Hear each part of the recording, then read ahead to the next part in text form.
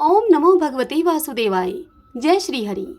गरुड़ पुराण के दूसरे दिन की कथा में हम आज सुनेंगे यम मार्ग में दी जाने वाली यातनाओं का वर्णन, वैतरणी नदी का स्वरूप, यम मार्ग के 16 पुरों में कर्मशः, गमन तथा वहां पुत्र आदि के द्वारा दिए गए पिंडदान को ग्रहण करना।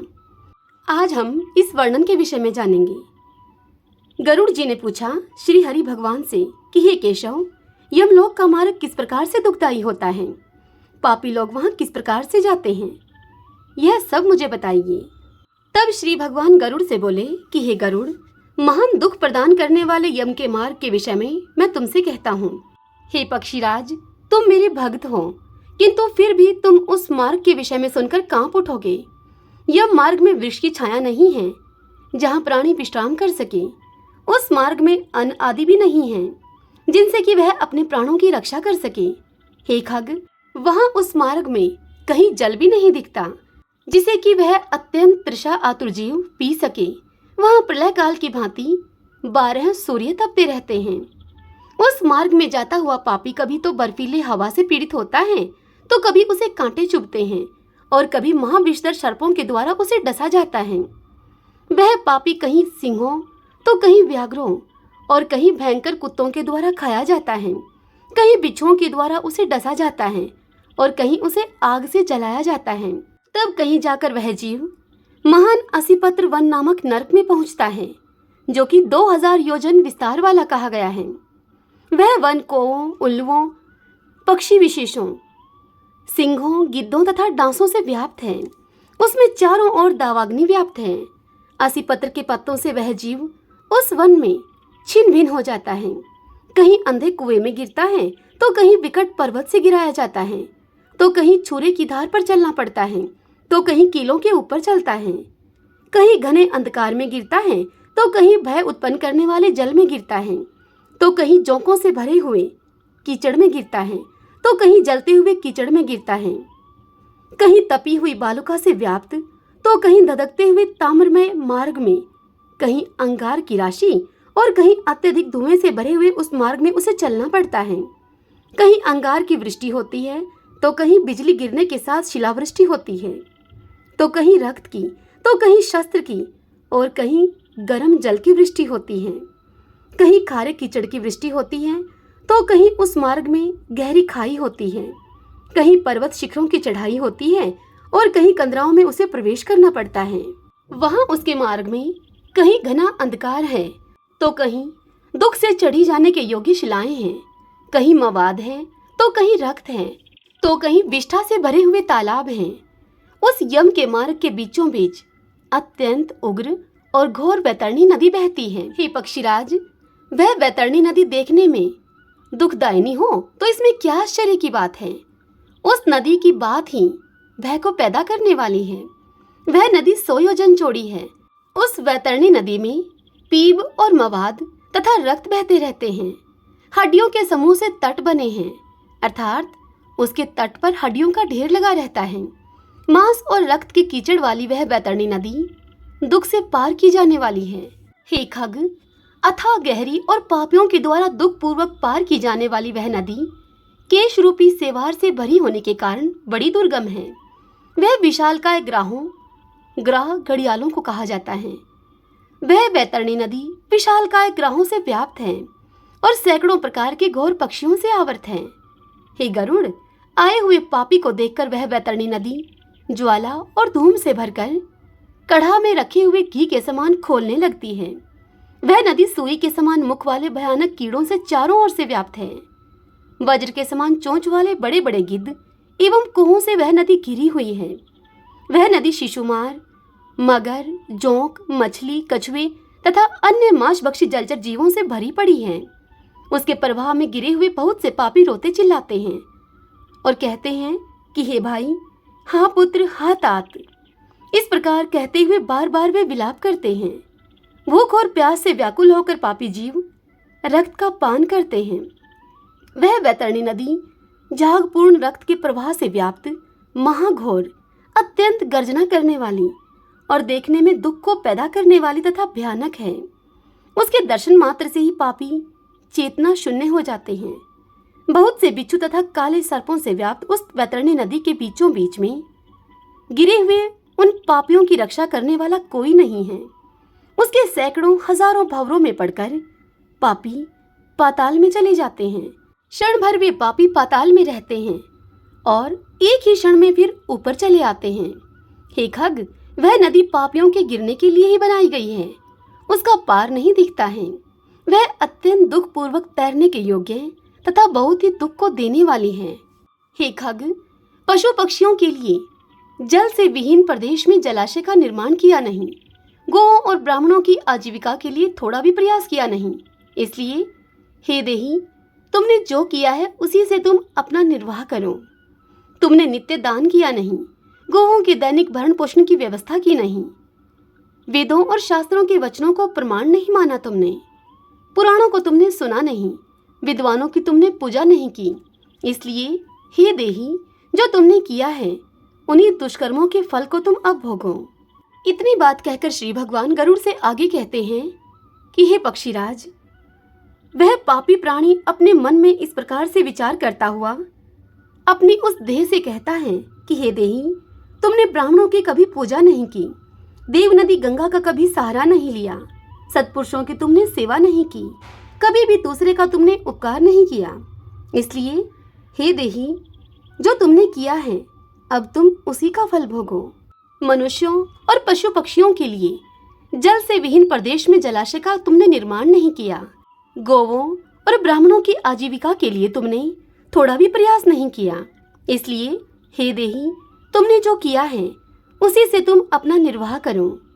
यम के मार्ग में जाते हुए उस पापी जीव को यह सब विचार आता है और वह अपनी देही से ही बात करता है। आगे कहता है कि तुमने नित्य दान नहीं किया, गौओं के दैनिक भरण पोषण की तुमने व्यवस्था नहीं की, वेदों और शास्त्रों के वचनों को तुमने प्रमाण नहीं माना, पुराणों को तुमने सुना नहीं, विद्वानों की तुमने पूजा नहीं की। इसीलिए हे देही, जो तुमने किया है उन्हीं दुष्कर्मों के फल को तुम अब भोगो। इसी प्रकार से हे पक्षीराज गरुड़, जो नारी जीव होता है वह भी अपने मन में पश्चाताप करते हुए इस प्रकार से कहता है कि मैंने पति की हितकर आज्ञा का पालन नहीं किया, पातिव्रत्य धर्म का कभी पालन नहीं किया और गुरुजनों को गौरवोचित सम्मान कभी नहीं दिया। इसलिए हे देहीन, जो तुमने किया है उसी का अब तुम फल भोगो। धर्म की बुद्धि से एकमात्र पति की सेवा नहीं की और पति की मृत्यु हो जाने पर वहीन प्रदेश करके उनका अनुगमन नहीं किया, वैधव्य प्राप्त करके त्याग में जीवन व्यतीत नहीं किया। इसलिए हे देहीन, जैसा किया अब तुम उसका फल भोगो। मास पर्यंत किए जाने वाले उपवासों से तथा चंद्रायण व्रतों आदि सुविस्तृण नियमों के पालन से इस शरीर को सुखाया नहीं। पूर्व जन्म में किए हुए दुष्कर्मों से बहुत प्रकार के दुखों को प्राप्त करने के लिए इस नारी शरीर को प्राप्त किया था। इसी तरह बहुत प्रकार से विलाप करके पूर्व देह का स्मरण करते हुए मेरा मानव जन्म कहाँ चला गया, यह शरीर कहाँ चला गया। हे पक्षीराज गरुड़, इस प्रकार से चिल्लाता हुआ और विचार करता हुआ वह पापी जीव यम मार्ग में चलता है। हे ताक्षर्य, इस प्रकार 17 दिन तक अकेले वायु वेग से चलते हुए 18वें दिन वह प्रेत सौम्यपुर में जाता है। वहां उस रमणीय श्रेष्ठ सौम्यपुर में प्रेतों का महान गण रहता है। वहां सौम्यपुर में पुष्पभद्रा नाम की नदी और अत्यंत ही प्रिय दिखने वाला वट का वृक्ष है। उस सौम्यपुर में पहुंचने पर यमदूतों के द्वारा उस पापी जीव को विश्राम कराया जाता है। वहां दुखी होकर वह जीव अपनी स्त्री और अपने पुत्रों के द्वारा प्राप्त किए हुए सुखों का स्मरण करता है। वह अपने धन, भृत्य और पुत्र आदि के विषय में जब सोचने लगता है तो वहां रहने वाले यम के किंकर उससे इस प्रकार से कहते हैं। यम के किंकर कहते हैं कि धन कहाँ है, पुत्र कहाँ है तुम्हारा, तुम्हारी पत्नी कहाँ है और तुम्हारे मित्र कहाँ हैं, बंधु बांधव कहाँ हैं तुम्हारे। अरे मूढ़, जीव अपने कर्मों उपार्जित फलों को ही भोगता है। इसलिए सुदीर्घ काल तक तुम इस यम के मार्ग पर चलो। हे परलोक के राही, तू यह जानता है कि राहगीरों का बल और सबल पाथी ही होता है, जिसके लिए तूने प्रयास तो किया ही नहीं है। तू यह भी जानता था कि तुम्हें निश्चित ही उस मार्ग पर चलना है और उस रास्ते पर कोई भी लेन देन हो नहीं सकता। यह मार्ग तो बालकों को भी विदित रहता है। अरे मनुष्य, क्या तुमने इसे सुना नहीं था? क्या तुमने ब्राह्मणों के मुख से पुराणों के वचन नहीं सुने थे? इस प्रकार से कहकर मुदगरों से पीटा जाता हुआ वह पापी जीव गिरते पड़ते और दौड़ते हुए बलपूर्वक पाशों से खींचा जाता है। यहाँ स्नेह अथवा कृपा के कारण पुत्र पौत्रों के द्वारा दिए हुए मासिक पिंड को खाता है वह। उसके बाद वह पापी जीव शौरीपुर को प्रस्थान करता है। शौरीपुर यमलोक के मार्ग में आने वाला दूसरा पुर है। उस शौरीपुर में काल के रूप को धारण करने वाला जंगम नामक राजा, वह जंगम नामक राजा रहता है वहां। उसे देखकर वह जीव भयभीत होकर वहां विश्राम करना चाहता है। उस पुर में गया हुआ वह जीव अपने स्वजनों के द्वारा दिए हुए त्रैपाक्षिक अन्न और जल को खाकर उस पुर को पार करता है। उसके बाद शीघ्रता पूर्वक वह प्रेत नगेंद्र भवन की ओर जाता है। यह नगेंद्र भवन यमलोक के मार्ग में आने वाला तीसरा पुर है। वहां उस पुर में जाता हुआ वह पापी जीव वहां भयंकर वनों को देखकर बड़ा ही दुखी होकर बहुत रोता है। दया रहित दूतों के द्वारा खींचे जाने पर वह बार बार रोता है और 2 मास के अंत में वह दुखी होकर वहां जाता है। बांधुओं के द्वारा दिए गए पिंड, जल, वस्त्र का उपभोग करके यम किंकरों के द्वारा, यम किंकर यम के दूत, यम के सैनिकों को कहा जाता है। इस प्रकार से वह पापी जीव यम किंकरों के द्वारा पास से बार बार खींचकर पुनः आगे लेकर जाया जाता है। तीसरे माह में वह गंधर्व नगर को प्राप्त होता है और वहां त्रिमासिक पिंड को खाकर आगे चलता है। फिर चौथे मास में वह पापी जीव शैलागमपुर में पहुंचता है और वहां प्रेत के ऊपर बहुत अधिक पत्थरों की वर्षा होती है। वहां चौथे मासिक पिंड को खाकर वह कुछ सुखी होता है। उसके बाद 5वें महीने में वह प्रेत क्रोंचपुर पहुंचता है। क्रोंचपुर में स्थित वह प्रेत वहां बांधुओं के द्वारा हाथ से दिए गए 5वें मासिक पिंड को खाकर आगे क्रूरपुर की ओर चलता है। 5.5 मास के बाद बांधुओं के द्वारा प्रदत्त उन पाषाण मासिक पिंड और घटदान से तृप्त होकर वह वहां पर आधे मुहूर्त तक विश्राम करके यमदूतों के द्वारा डराए जाने पर बड़े ही दुख के साथ कांपता हुआ उस पुर को छोड़कर चित्रभवन नामक पुर को जाता है, जहां पर यम का छोटा भाई विचित्र नाम वाला राजा राज्य करता है। उस विशाल शरीर वाले राजा को देखकर वह जीव डर से भागता है। तब उसके सामने आकर कैवर्त उससे यह कहते हैं कि हम इस महावैतरणी नदी को पार करने के लिए तुम्हारे लिए नौका लेकर आए हैं। यदि तुम्हारा इस प्रकार का कोई पुण्य हो तो तुम इस नौका में बैठ सकते हो। आगे श्री भगवान गरुड़ से कहते हैं कि हे पक्षीराज, तत्वदर्शी मुनियों ने दान को ही वितरण अर्थात देना और बांटना कहा है। यह वैतरणी नदी वितरण के द्वारा ही पार की जा सकती है, इसलिए इसको वैतरणी कहा जाता है। इससे आगे विचित्र नाम वाले उस राजा के वह दूत उस पापी जीव से कहते हैं कि यदि तुमने वैतरणी गौ का दान किया हो तो नौका तुम्हारे पास आएगी, अन्यथा तुम्हारे पास यह नौका नहीं आएगी। तब उन दूतों के ऐसे वचनों को सुनकर वह प्रेत हा देव ऐसा कहता है। उस प्रेत को देखकर वह नदी अब खोलने लगती है और उस नदी को खोलता हुआ देखकर वह प्रेत अत्यंत ही क्रंदन करने लगता है।